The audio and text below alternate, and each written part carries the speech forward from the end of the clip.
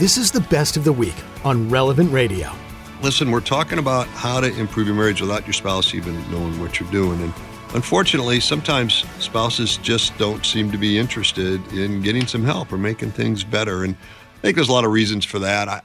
Part of it, I think, is this notion of living happily ever after. That, once we get married, all the trouble should be behind us, and there's nothing we need to really work on anymore. And nothing is perfect, but I'm okay, and you should be okay too. Or I don't have any real problems, and if you got problems, well, you go to therapy, but I'm fine. I don't need any help. And and I generally, not always, certainly that tends to be men who fall into that trap more so than women, because men fear failure more than anything. And so it's hard for a man to admit that he needs help in his marriage. So ladies, you got to be a little gentle with us, but keep bringing us along. But until then, right? So what can we do?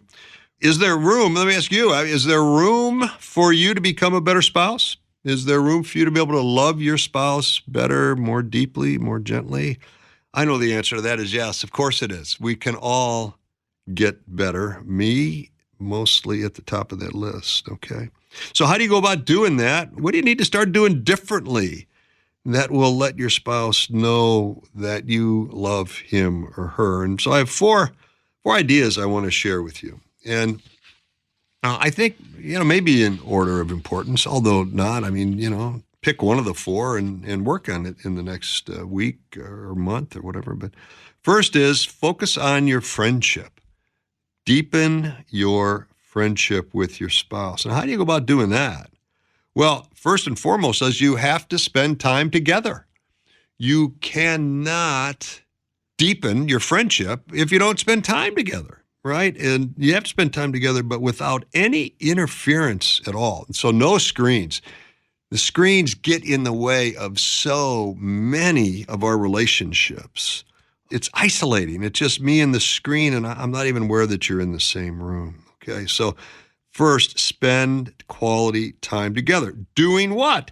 Doing things your spouse enjoys doing. Find out what your spouse really likes doing and go do it with him or her, right?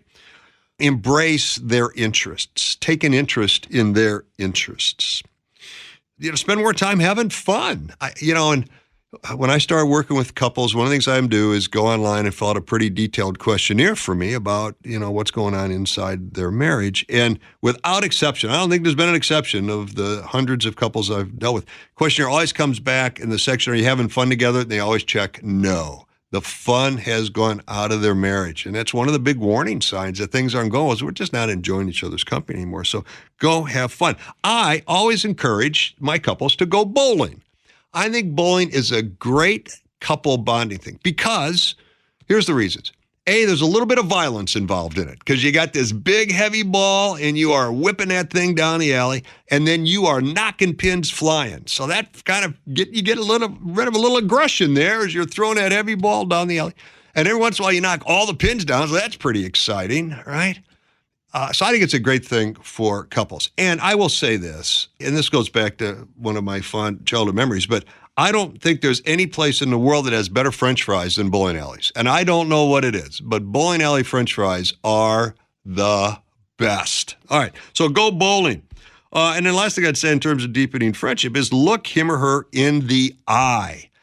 When you're talking to somebody, look them in the eye, it says, I care about you. I really want to know what's going on in your world. And I want to know what's going on in your inner world, what's going on in your heart. All right. So step number one to love your spouse and to fix your marriage without your spouse even knowing what you're doing is spend time together without interference, without screens, doing things your spouse enjoys doing and maintain good eye contact. All right. Number two is focus on treating your spouse with greater kindness. Can't overestimate this one enough. Now, what does kindness look like? I think it's two things. Affirm and compliment. Affirm and compliment, right? So find something to be grateful for each day and thank your spouse for that. And then affirm the spouse. Tell your spouse that you are proud of who they are, that they've got wonderful virtue and wonderful qualities. And one of the ways to do this, I think, is to make a list of his or her qualities. A couple thoughts on that. Listen, the devil's number one point of attack to destroy marriages is to get you to focus on your spouse's defects. That's where Satan wants to focus your attention or on the defects. And listen, every single human being has defects. So not that hard to do because they're pretty obvious, especially when you're living with somebody 24/7. So here's the research. The research is kind of scary about this. People have really good, strong, solid marriages. Their ratio of positives to negatives is 5-1. So there's 5 compliments, 5 thank yous, 5 acts of kindness for every one time I blew it and I'm a little impatient or a little inconsiderate, okay? 5-1. The negatives are 5 times more powerful than the positives, right? Now, the couples who divorced, their ratio of positives to negatives, what do you think it might be? 1-1. Yeah, 1-1. It was even. I wasn't I wasn't all negative. I was doing positives, but the negatives were about the same number, right? So treat your spouse with great kindness. Affirm, compliment, make that list of all the things that are positive about your spouse and review those. Times when you're angry or frustrated or you just want to throw in the towel, review the list of the things about your spouse that are so good. And then find a way to share that with your spouse every day too. Don't let a day go by that you don't affirm, compliment, and say something really positive to your spouse. All right, so that's number 2, focus on greater kindness. Number 3, focus on more physical touch. Physical touch is a really important part of what married life is all about. And here I'm not talking about bedroom stuff, although that's important, of course, but I'm talking about just holding hands. I'm talking about, at the dinner table, just reaching over and squeezing your spouse's hand when you're talking about something sensitive or difficult, right? Hugging, snuggling on the sofa, just sit next to each other, snuggle in with the bowl of popcorn, on movie night or whatever it is, right? So this physical touch is really, really important. And I tell this story, I don't know if I've shared it on this station or not, but it shows the power of a hug. So my wife loves hugs, and I'm a big fan of those too. And so hugging is a pretty standard part of our life. And when the kids were home and small, we'd give each other a hug, and then a kid would see it and jump up, come running in. They'd get in the middle of the hug, and then another kid would show up, and now we'd have this group hug going, and then one of the bigger kids would show up. Now we're starting to tip over because the momentum has shifted, and we're losing our center of balance. But it was great. We had these family group hugs just spontaneously, which is a beautiful thing. And if you've got kids, you know what that's like. Well, my wife and I now are empty nesters for the first time in 40 years, but we've kept the hugging tradition alive. And the other day, I was hugging my wife in the kitchen. The dog came running in and jumped in the middle of us. I'm telling you, he got up on his hind legs, put his paws in the middle of us so we could pet him.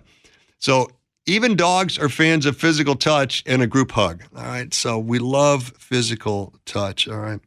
And, and then, of course, the ultimate gift of self that we get to enjoy in marriage. If things aren't going well in that dimension in the bedroom, generally it's because we're not doing well in the kitchen, which means we're not doing a good job with kindness and friendship. And if we up the kindness and if we up the friendship, then things usually take care of themselves later in the day. But, if we've been fussing and fighting and you haven't treated me well and we haven't done anything together, and all of a sudden it's nighttime, I'm not feeling too intimate at that point because we just haven't connected at the level of friends and we haven't treated each other well. So anyway, physical touch, very important part of what married life is all about. And then number 4, focus on your spouse's needs more than your own. Spouse comes first, you now come second. That's a tough pill to swallow for a lot of people, all right? But do you put your spouse's needs ahead of your own? This is tough. We want fairness and we want balance. And when things seem out of balance, we want to put them back into balance. We want to even the score. So if I don't think you've been too nice to me, I'm not feeling the need to be too nice to you. If you've said something mean to me, I'm feeling permission to say something mean in return, right? And it's easy for us to feel like it's all give and no receive, right? And I certainly, when I'm working with couples, I hear the sentence, well, when is he going to start doing more nice things for me? Or the husband. All I do is bend over backwards and I don't get anything in return. I don't even get a thank you out of this, right?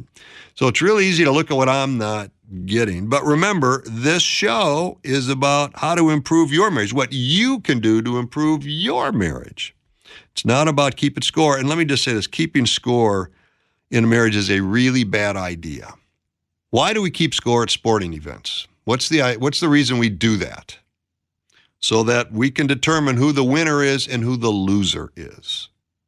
Well, making your spouse out to be a loser is not a good thing in your marriage. And when you keep score, either you come out and decide the spouse is a loser or you're the loser. You're not getting what you're entitled to. You're not getting what you deserve. Bitterness starts to rise. Hard feelings start to rise, and anger starts to rise. So keeping score will only end badly for you and for your marriage. So please do not keep score. Just put your spouse's happiness ahead of your own. And as your spouse gets happier, they will start automatically focusing more on your happiness as well. So, it's the idea that as you do things that trigger positive emotions for your spouse, that will energize him or her to do nice things for you. And so when I'm in a good mood, it's easier for me to be pleasant. It's easy for me to say nice things. Okay. And this really works. It does work, I promise you. But it takes time and it takes patience. Do you love your spouse's defects? Do you see them as opportunities to grow in virtue? If you really see your spouse's defects as opportunities to grow in virtue, then they're not bad things anymore. Now they're opportunities to become a better, more virtuous person. So that's a big list that I just went through, these 4 things. But I would say, listen, pick 1 or 2 and focus on that until you get it down really well, and then move on to another one. So just quick review. Deepen your friendship. Spend time together without screens, without interference, and maintain good eye contact. One of the best indicators of the health of a marriage is how often does the couple actually spend looking at each other. It's an unbelievably accurate predictor of the health or the sickness in the marriage. So deepen your friendship, treat your spouse with kindness, affirm and compliment daily, make a list of his or her qualities. Take care of your spouse's needs for physical touch, hugs and snuggles and hand-holding and just, a little caress now and then, or just playfully bumping into each other as you walk past each other in the hallway, okay? And then focus more intently on your spouse's needs than on your own. And this is sacrificial love. This is the agape love that Jesus was the role model for us. This entire episode of Marriage Unhindered is on the updated Relevant Radio app. The Relevant Radio app is completely free and updated daily with fresh articles, podcasts, and prayers.